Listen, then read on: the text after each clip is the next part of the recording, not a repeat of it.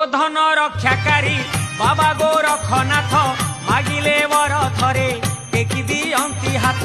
विभूति बोला देह शांत सरल मुह पोछि दियंती बाबा दुखी जनर लुह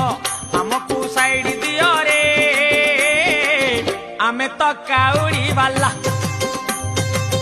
आमको साइड दियो रे आमे तो काउड़ी वाला गोरखिया बात करेगा गोरखिया बात करेगा कार्तिक पिता बात करेगा गणेश पिता बात करेगा